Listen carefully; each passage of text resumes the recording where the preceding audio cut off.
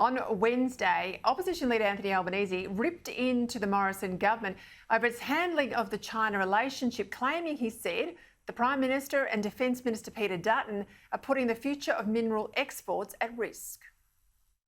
Mr Morrison is making the grave error of prioritising his domestic political interests over Australia's national interest. Australia needs more strategy and less politics when it comes to managing our differences with China. Not so sure about all of that. Let's discuss it with, from Perth, the Assistant Minister for Defence, Andrew Hastie. Andrew, great to have you on the show. Set aside the hypocrisy of Anthony Albanese standing up for Australia's fossil fuel industry. I mean, it wasn't so long ago these guys were hitting the same industry with a mining super profits tax. What happened to the proud tradition of a bit of bipartisanship on foreign affairs? Yeah, well, Peter, it's very clear.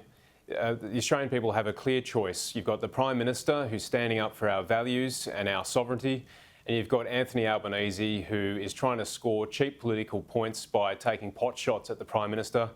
That speech was a dog's breakfast, and he is breaking 5 or 6 years of bipartisanship on some of these key issues. Last year, the Chinese embassy briefed out 14 demands. It was a list of demands expressing their displeasure with Australia.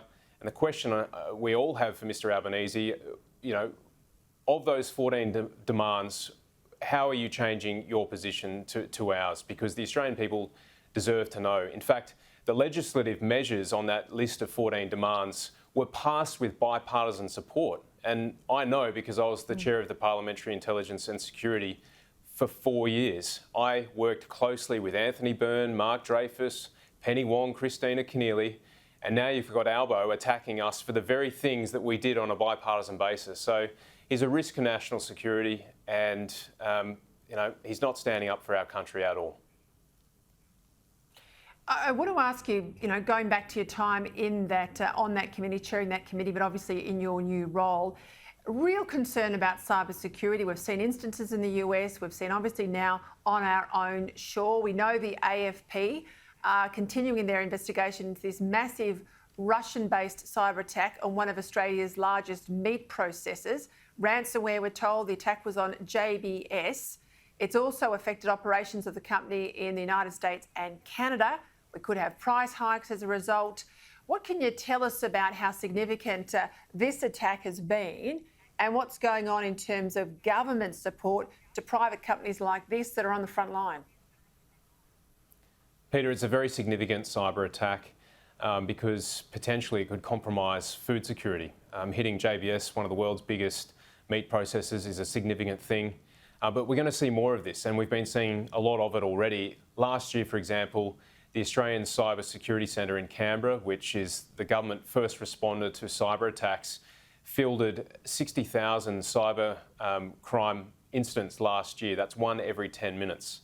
And Australians need to start realising that we can no longer think of cybersecurity in personal terms, in the context of our phones, our own iPads, our own laptops. We've got to start thinking about our digital sovereignty as a country because an attack on a single Australian business can have devastating impacts. So there's some basic things that we can all do, and I'm trying to educate as many Australians as possible about these things. Things like use complex passphrases, update your security patches for your phone and your tablet and your laptop, back up your data, use multi-factor authentication, which is just simply giving 2 pieces of evidence before you can access your online bank account or your email. Because if we all lift our security together as a country, our country gets more secure, and these threats aren't going to abate anytime soon. In fact, the Defence Strategic Update last year says it's only going to get worse, and we need to prepare for the challenges ahead. Pretty lucky we didn't invite Huawei to set up our NBN there in the end. Well done to you in the role you had at the time.